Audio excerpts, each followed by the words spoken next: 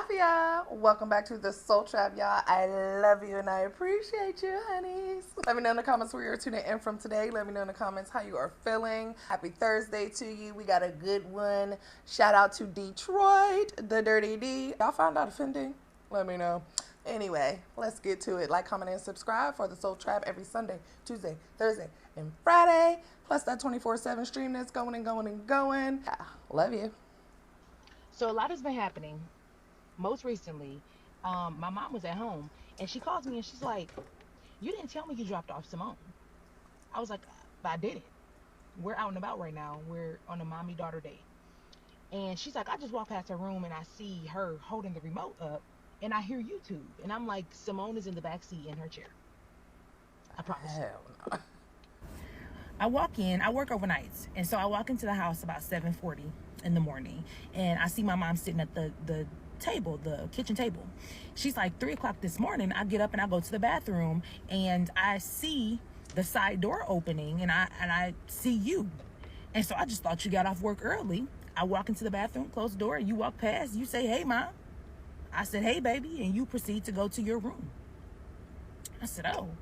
She was like, "But after I didn't see you walking out your room to come and get in the shower, I knocked on the door." And I'm like, "Hey, hello?" And nothing. She's like, "Your door was locked."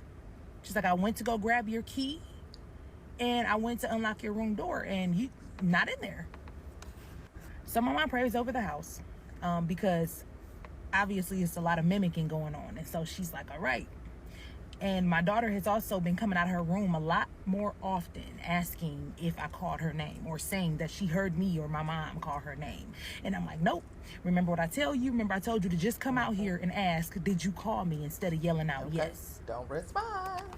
Simone is very gifted and she is way more gifted than I was at her age. And we're out at Chuck E. Cheese and there's this little girl and she's like glued to Simone. She won't leave Simone's side and she's following Simone everywhere, just wants to be with her.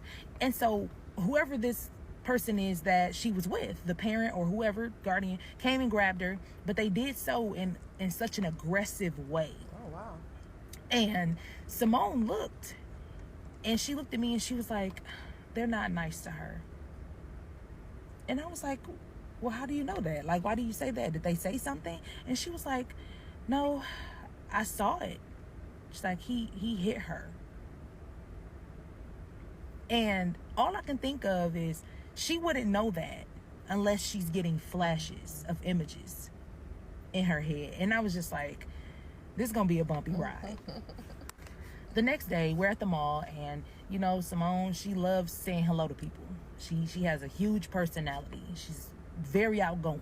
And so she's like, "Good morning. Hello, hello." And this woman, Simone said hello to this woman. And the woman looked her up and down like in the angriest way. Like she just looked at my child and the way she looked at her had me kind of like. Okay. So I told Simone, I said, "Baby, you can't speak to everyone. Not everyone is going to speak to you and not everyone is happy with themselves." And she looked me dead in my face and she told me she's just sad about her daughter. Her daughter died. And I got quiet. And I asked her and I said, how do you know that? Did you get a flash? And she was like, her daughter's walking with her. She's really, really Ooh, sad. I got chills. Y'all, I'm worried about my baby because she seems to handle it well. I feel like she can feel too much. Yeah. She feels way too much. She can feel when somebody, you know, now other things I can understand her feeling. When somebody don't mess with you, I love that she can feel that. But feeling the emotion of other people and the things that other people are going through, I know that is very hard for her because it's still hard for me as an adult. Yeah, I do agree with that 100%. But it does sound like she's handling it very well to be so young.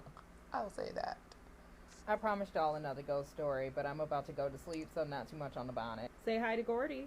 So this is going to be one of two stories that I'm going to tell y'all about the house that we moved from when I was a little girl, because that house is haunted. So we moved from that house when I was about 4 or 5 years old. My brother's 4 years older than me, so he actually remembers more than I do, but there's still some things that I remember from this house. It's an older home that's in Detroit. A lot of people don't realize that there's a lot of weird stuff that goes on in these houses in Detroit. When I was a really young girl, I can distinctly remember seeing an older woman that was in the home.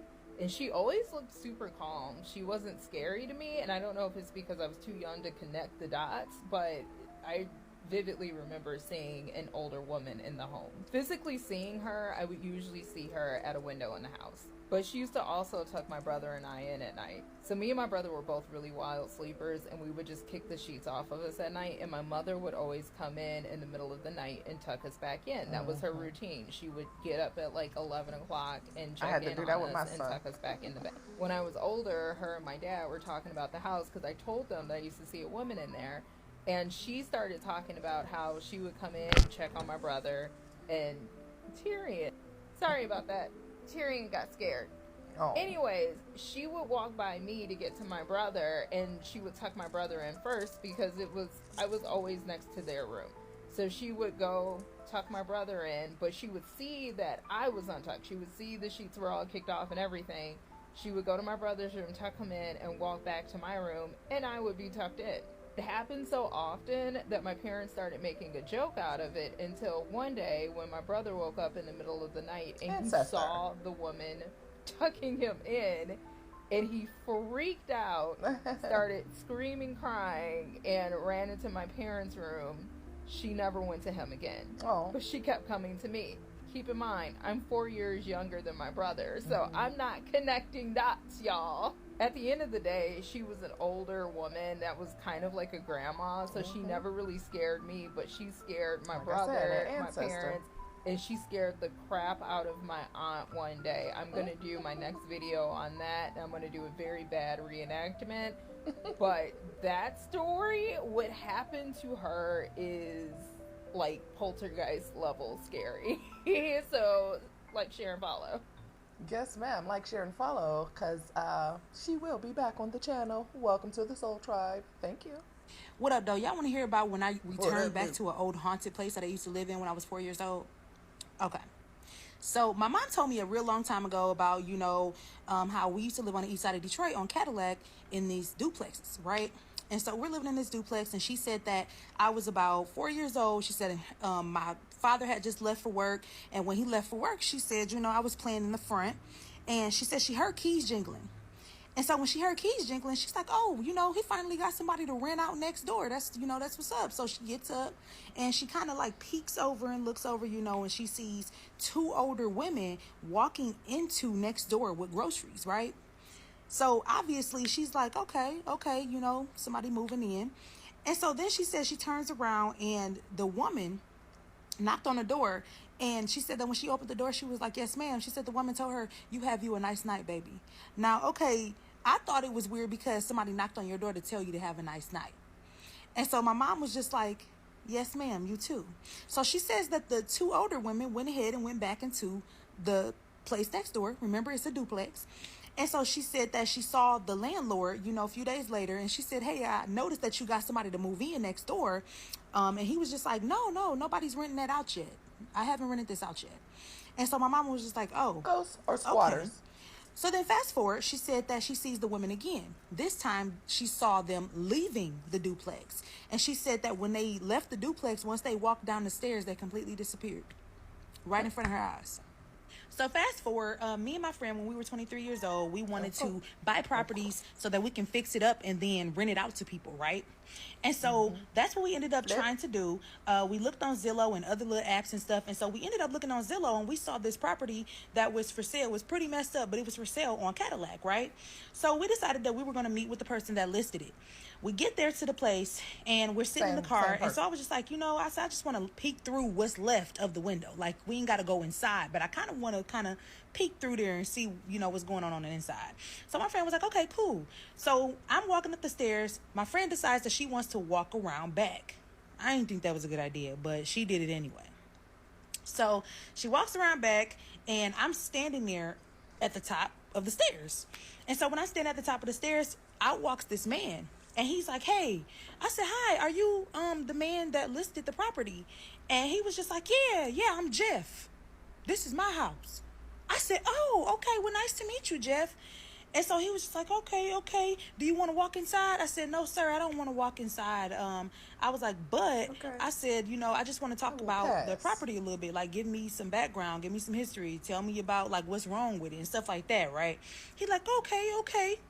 So he starts talking, and he told me, like, how old he was and how his whole family used to, like, be there in that house. Y'all, I BS you not. When my friend came from the back of the house, she's like, okay, he said he gonna be here in a minute. Obviously, she don't see me talking to this man because he's a spirit. She like, nuts, right?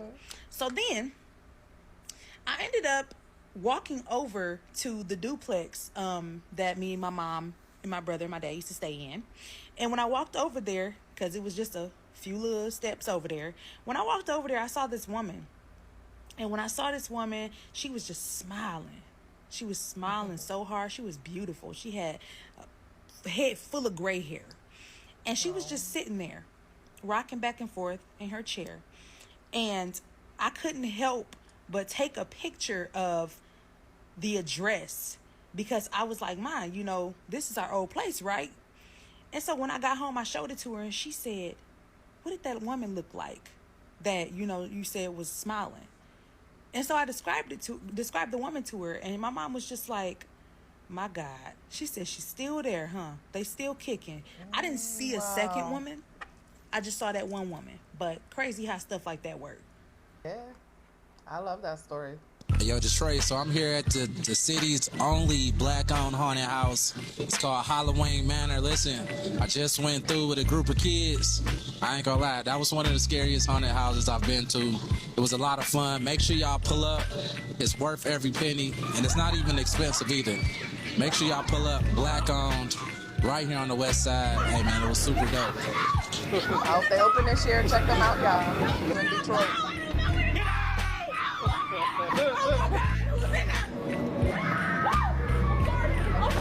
I love haunted houses. Let me know, y'all like haunted houses? I'm telling y'all gonna think it's not scary. It's scary. Look at me. I did not walk in like this, bro. We ain't making past that nigga in that room on my mama. Bro, this shit too scary, guys. Do not come. Well, come, but it's too scary. Why you said It was so crazy in there. They was chasing us and everything, bro. It was fun, but it was crazy and scary, bro. Hell no, never fucking again. My ponytail on. Bro, it was so scary. Y'all need to come here. It's not no joke.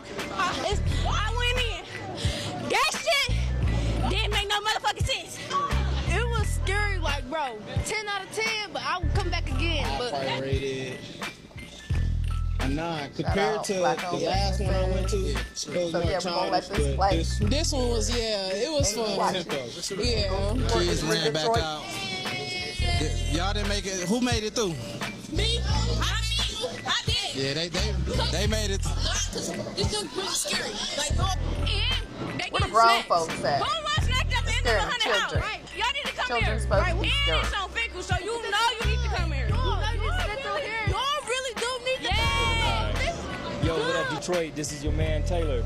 We right here coming from Halloween Manor Haunted House right here in Taylor, Detroit. it's your No time. longer do you gotta send your kids all the way out to Pontiac, Brownstown, Flat Rock, or any of those places. We right here in Detroit. So come on out and check us out. We running all Halloween week, Halloween day. We Look at staying their open website, at see if 1 they still o'clock, open. and we having a courtyard Halloween party. Come check us This out. year. Just remember, we're your friends to the end. Hey. I love this. Y'all did a good job, man. Yeah, y'all did a real good job. Shout out black-owned businesses. We got to represent each other. We got to support each other, okay? No matter what, okay? Because if we don't, then who will? We see all other cultures supporting each other, keeping stuff in the family, keeping stuff in the culture. I've never been to Detroit. I know people from Detroit. I follow tons of famous people, social media and music-wise. And I just love Detroit. Like, I just love y'all. So, it is what it is. So since we're talking about ghost kids, y'all want to hear about the ghost kids that rode down the giant slide at Belle Isle in Detroit with my brother? Come on. So this is for people who keep on saying things in the comments. First of all, when you are sensitive, you're not just going to have 1, 2, 3, 4, 5 encounters. You're going to have encounters all the time. So people keep asking me like, oh, how are you having so many encounters? I don't know. Maybe because I'm sensitive. Maybe because this has been happening since I was 4. But anyway, come sit down if you're going to sit down. I'm not begging. Okay. Okay, so we were all at Belle. Everybody from Timbuktu Academy was there. That's our school. That was the name of our school that we went to at that time. And this was like the early 2000s when Belle was popping, when the big slide was popping. Okay. All right. So we're all there with Timbuktu Academy, and then I'm there. You know, my friend Tiffany, me and her, we were going to go get on the big slide. And because we were older, we didn't want to get on the big slide with each other and ride with each other. We wanted to ride alone. So my brother wanted to come along. We go up to the big, up the stairs to the big slide. And when we're going up the stairs, there's this little girl in the back of my brother, and she's alone. Nobody really paid much attention to her, but I did notice that there was a little girl standing in the back of my brother. So we get up there. I'm riding down by myself. Tiffany, my friend, rides down, and then my brother, he at first, you know, because he saw me ride down alone, he wanted to ride down alone too. So we get on the slide. I ride down. My friend rides down. I see my brother Richard in the distance. I'm waiting at the end, and I see him beckon for the little girl, and he, you know, pretty much grabbed her hand, and the person that's up there, you know, directing everything, put them on the same thing with each other, right? So while they're sliding down, I see the little girl. After they slide down to the end, I no longer see the little girl.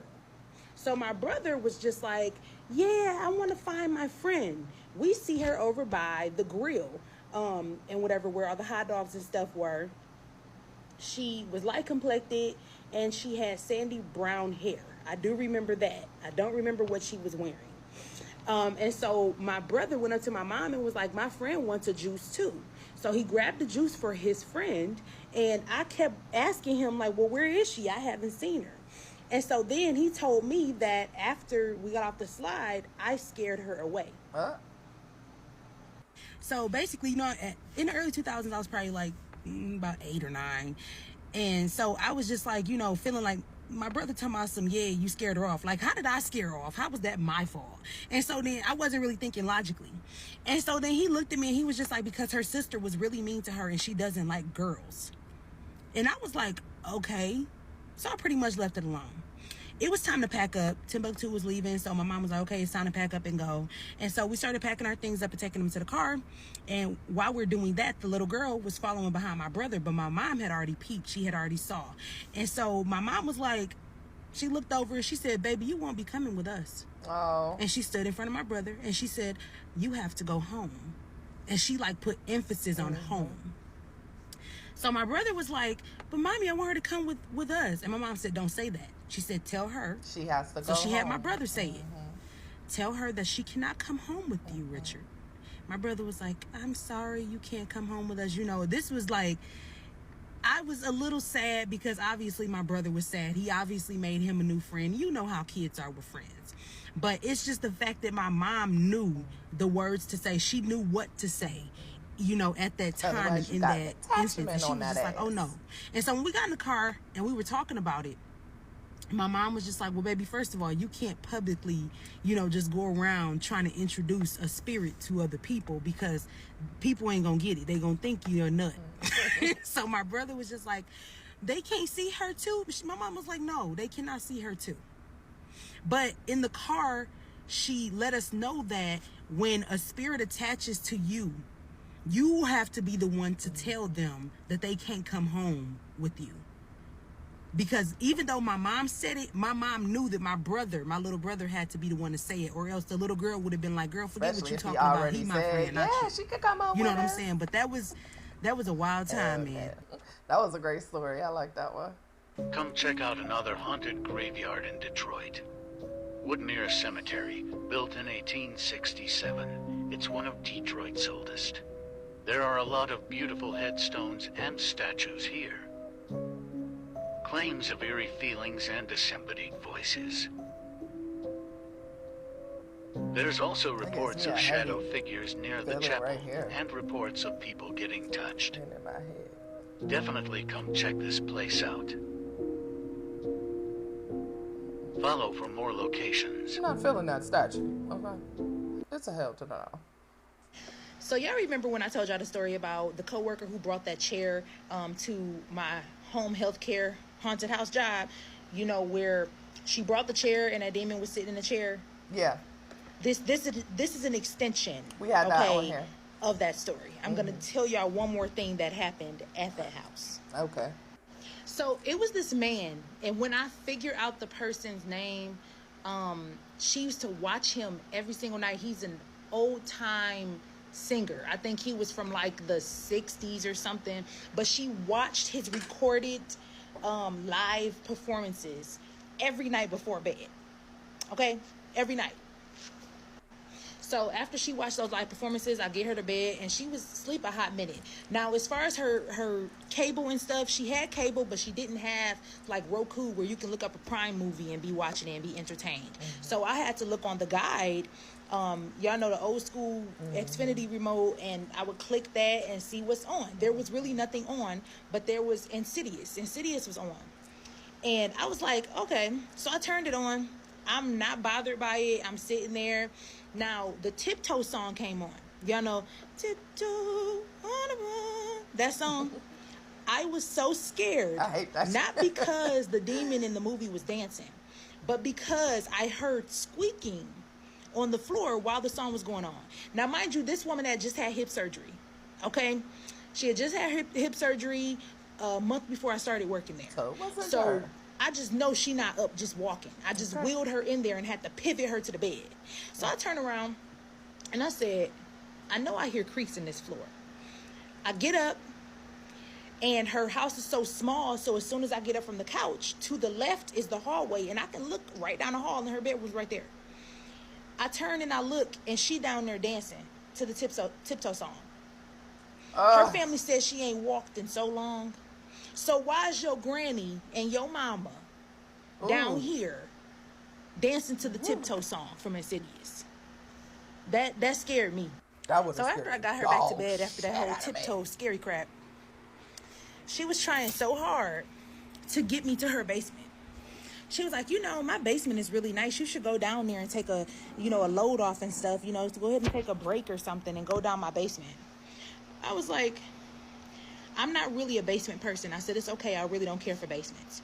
She was explaining to me everything that was down there. But then her daughter called me, which I thought was weird. Her daughter calls me on the house phone. I answer the house phone, and her daughter's like, hey, just in case you didn't know, Mom has some clothes in the dryer down the basement. Can you go down there and fold the clothes up for me? That's a part of my job, so I had to go down the basement to get the clothes. Damn. While I'm down the basement, throwing the stuff out the dryer into the hamper, I hear the movie, like, back at the same part. I was like, I don't remember Tiptoe being in two parts of the movie. I thought that was weird. I thought it was really weird, especially since I had the movie on mute after I found her dancing to it in the hallway. So the Tiptoe song is going while I'm in the basement. Y'all ain't never ran up a flight of stairs so quick in my entire life. Okay. Do you hear me? Fast. Quickly. By morning, when it was time for the person to relieve me, I had already written out my report. I'm not staying to give you a report. You're not going to get a verbal report. I've written out my report and I'm leaving. Because that whole Tiptoe thing, I don't even like the song now. Okay? So when it comes on, I get creeped out. I wrote that report, and as soon as the person came in to relieve me, I handed it to him and I said, have a good day. Okay. And I left. Okay. I ain't never liked that song. Just the energy gives me the fucking creeps. Y'all missed me? Yes. Come sit down. So this woman rented a car for 2 weeks, and she didn't think to look under any seats when she first got the car. Now, upon return, she decided she was going to vacuum the car out, and when she looked under the seats, there was an obituary. She didn't think anything of it because it is a rental car. Now, she was going to post it online to see if maybe somebody was missing it, because she thought, okay, someone went to her funeral, they had to have cared in some way. She decided she'd get to it later, and she threw it in a plastic bag along with other things that she had in the car. When she got home, she ended up throwing the plastic bag on her counter and just going to sleep. She said that the cigarette smoke that she smelled that woke her up was so strong, it smelled like somebody blew it right up her nose. Because she was so freaked out from the cigarette smoke, she didn't go back to sleep, and she had to work the next morning. She goes to work the next morning, but usually she's always the last one to leave, and so she said her car is always the very last car in the parking structure. When she got off the elevator, she was too scared to look back, but she said it felt like somebody was right on her. She said she started walking faster to her car, but it sounded like the person that was behind her was getting closer and closer, and all she could hear was clacking of heels. She finally gets to her car, and before getting in her car, she decided she was going to turn around and see who was behind her like that. When she looked back, she said there was an older black woman with short red hair, glasses, and was dressed very nice. The black woman disappears. She looks around because she's like, she didn't go to a car. The only other cars that are here is mine and security's. She gets in her car, she heads home, and when she gets home, she decides she's going to go through that plastic bag that she threw on the counter. While going through the plastic bag, she realized that the woman that was in that obituary was the woman that was also in the parking structure. She was so freaked out, she decided she was going to invite her on-again, off-again abusive boyfriend to her house. She did mention he was always being arrested and always mixed up in some very questionable things. He finally gets to her house, and he's already aggravated about something. He reeks of alcohol. She's upstairs in the bed, but he let himself in because he has a key. When he gets upstairs, she said he pulled her out of the bed by her legs. Once she is pulled out of the bed, she said that she heard clacking of heels again like she did in the parking structure. Now, as soon as her body hits the floor, she says she sees the woman, the black woman from the obituary, and she sees him almost like he's trying to hit her, but he can't. So she said as soon as she saw the black woman comes through the room door, and the man, he just pretty much moves out the way like something pushed him out the way without physically touching him. She clear as day, sees the woman from the obituary walk in, and she knows for a fact that he saw her too because he was speechless. He didn't know what to say. The woman from the obituary gave him one look, and he went jetting down the stairs, and she said she never saw him again after that. Even though she never saw that guy again, whenever other things happened, like she said she was robbed before, she had a break-in before, and she said whenever things like that happened, the woman would always show up. She did want to add that she was in foster care, and everyone treated her horribly until she met this black woman, and she said the woman from the obituary actually reminds her of the black woman that took care of her until it was time for her to go on about her way. She doesn't have any family, she really doesn't have any friends, but she said whenever anything bad happens, this woman always shows up right on time. That's beautiful. Now, you did ask in the email why this woman that you have no connection to felt the need to stay and protect you. I'm going to tell you right now, she was sent. I don't know how this happened, and I don't know why, but life is a mystery, okay? The paranormal world is a mystery. Have no clue. But all I can tell you is she's there for a reason, and if she's still there, it's because her job is not done yet. I agree. And she said she was adopted. I wonder maybe it's someone in her bloodline watching over her. Could be her birth mother. Never know. But she said she did recognize the lady from when she was younger. But again, it could be someone in her bloodline. What up, though? You want to hear about a time where a spirit woke me and my brother up because the oven was on fire? Come on, come sit down. Let's go. Okay, so my mom had just left for this meeting. And when she left for the meeting, you know, the meeting was only about like an hour. And it was also up the street from the new place we lived at. And so because I was 13, I'm old enough to stay at home with my brother and stuff like that. So she felt comfortable leaving us home. And we were going to sleep anyway. So I'm knocked out in my room. My brother knocked out in his room. And while I'm knocked out, I keep hearing like tapping on the window, you know, but we live on the second floor. You can't be tapping on a window and we live on the second floor. You know what I'm saying? There was nothing right there to get you up there to that window. And so I thought it was a dream. I was like, okay, it probably was a dream. Went back to sleep. When I fall back to sleep, I hear like in my ear, like wake up. And then finally, when I did like start opening my eyes, I heard get up. Like when I say clear as day, and when I say it sounded like somebody's grandma yelling, you know when older people yell at you because you ain't doing what you're supposed to do, that's what it sounded like. And so I jump up because then I smell smoke, and then the alarm started going off. And so then my brother, he's in his room. I run in his room to get him up. Once we get him up and whatever, I run to the front. The whole stove is on fire. Wow. The fire extinguisher is not reachable at this point. And so the kitchen was right next to the front door. It was a smaller place that we moved to. So the kitchen was right next to the front door. And when we were trying to get out and whatever, the top lock wouldn't budge at first. Wow. Wouldn't budge at first, but I felt something push on the door. Like I was pushing against the door to try to get the top lock off. And so I felt like the strongest force ever. Like you could hear the door say boom. You could hear it say boom. And then the lock clicked by itself. Me and my brother got up out of there. The neighbor, she came rushing down there with her baby on her hip, and she getting us to her place. And so when she was getting us to her place and whatever, then my godfather, he lived downstairs. He's African. He came rushing up and he said, hey, what is going on?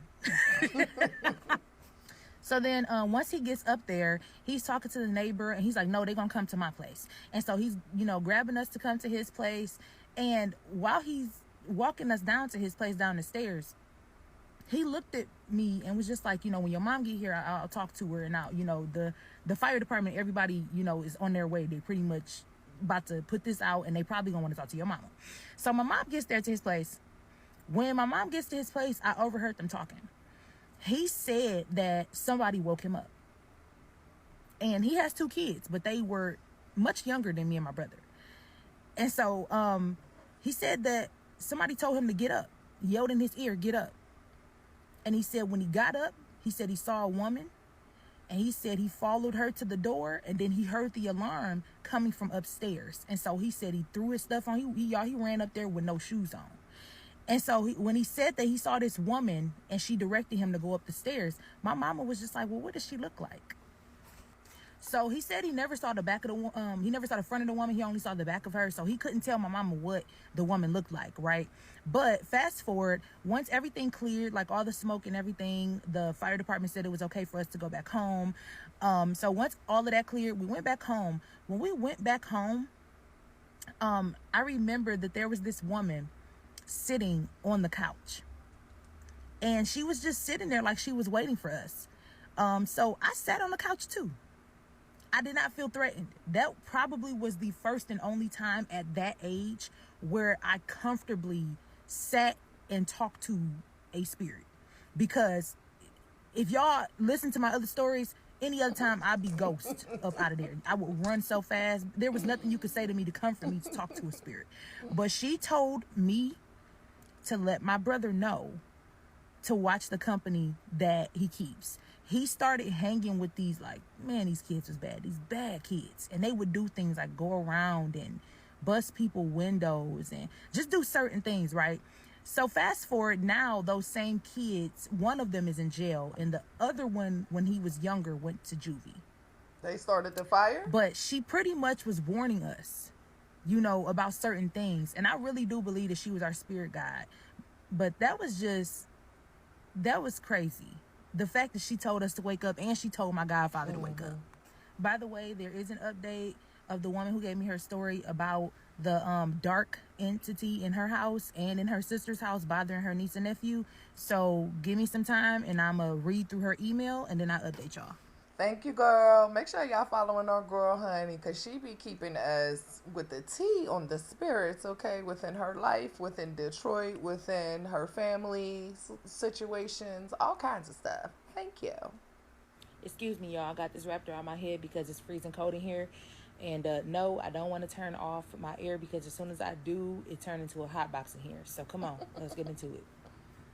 So growing up in that house in Detroit that my mom bought, a lot of things happened in that house. So one of the crazy things that happened that I can still remember is my brother, he never wanted to clean his room. And so he always wanted me to help him clean his room. So it was time, it was the end of the day. And my mom was like, one of the requirements is you clean your room at the end of the day. Okay, if you in there playing, cool, but make sure it's clean before you get in that bed. So my brother was like, he came and got me, hey, can you help me clean my room? And I was like, rolled my eyes, of course, went in there, started helping him put things away. My mama was like, hey, I want y'all to watch me cook. Like, that's just something that she did. She used to want me and my brother to watch her cook. So we go in the living room and we start watching her cook. She's, prepping things, cutting things up. And while she's doing that, it sounds like things are falling down. So I go in my room because I'm thinking that stuff is falling down in my room because that's where most of the activity used to happen. And so I go in my room and I thought that things were falling. Nothing was falling in my room. Then I go to my brother's room. Every single thing that we put away in his room was back out. Every single thing. And my brother used to have this little Bill doll, and they used to talk to him like, ha, ha, ha, like he used to laugh. To me, it reminded me of Chucky. I didn't like that. It was weird. I didn't like little Bill. I didn't like that doll. And so my brother used to try to sleep with it in his bed. And so it was like propped up in his bed, just sitting there. And I thought that was weird because I put little Bill away. First of all, I didn't like little Bill, like I just said. So I made sure I put him away first. But the fact that little Bill was propped up on my brother's bed creeped me out. So I went and told my mom, like, Mom, like, we just put all this stuff away and now it's out again. She comes in the room and she, you know, she says, I rebuke you in the name of Jesus, and just starts saying a prayer. And my brother, he wasn't near his room door. He was pretty much still closer to the closet door that was going towards the living room area. And so while he's standing there, he was like shrugging, like he just kept doing this. And I said, what is wrong with you? And he was like, somebody keep pulling my shirt. And so I'm like, okay, you know, pretty much I did dismiss him. And so as soon as I turned back around, I could see like his collar doing this, and his hands were not on his shirt, and they were like nowhere up here near his collar, and it was pulling like this. And then you could kind of see his body start doing this a little bit. And my mama turned around and she said, I know you better not. I know you better not. You better not be messing with my baby. And she starts praying all around. She starts touching me and my brother on our heads like this, praying over us. It was crazy. But that's something that I'll never forget, because that house, it really reminded me of a haunted book. I'm just like, I'm really in a movie right now. Your story sound like it. Okay. And we appreciate them all.